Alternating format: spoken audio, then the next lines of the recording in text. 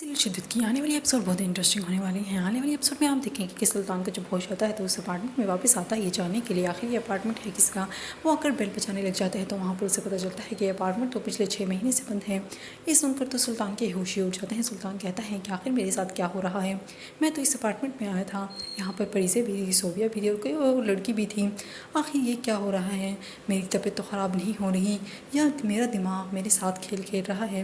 اب سلطان بے حد پریشان دکھائی دے رہا ہوتا ہے کیونکہ وہ سب کچھ یاد کرنے کی کوشش کر رہا ہوتا ہے لیکن اسے کچھ بھی یاد نہیں آ رہا ہوتا۔ سلطان بہت ہی زیادہ غصے میں اور ڈپریسڈ دکھائی دے رہا ہوتا ہے اور دوسری طرف پریزیں جو یہ جانتی ہیں کہ سلطان کے ساتھ یہ سب کرنے کے بعد سلطان ڈپریشن کا بھی شکار ہو سکتا ہے۔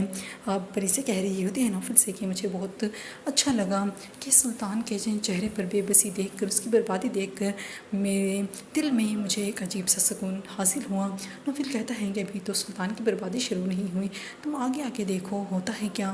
اور دوسری طرف اب کیونکہ اسرا کی فیملی بھی وہ سب ویڈیوز دیکھ لیتی ہیں تو اسرا کی ماں کہتی ہے کہ اب تو میں ہرگز بھی نہیں چاہتی کہ میری بیٹی سلطان سے کوئی بھی تعلق رکھے یا اس کے گھر واپس جائے۔ سلطان آفس میں بھی اپنے باس سے بدتمیزی کرنے لگ جاتا ہے اور یہ جانتے ہوئے بھی کہ وہ اسی کے انڈر کام کر رہا ہے، اسے نکال بھی سکتا ہے، لیکن سلطان پھر بھی اپنے باس سے بدتمیزی کر رہا ہوتا ہے کیونکہ وہ پریشان دکھائی دیتا ہے۔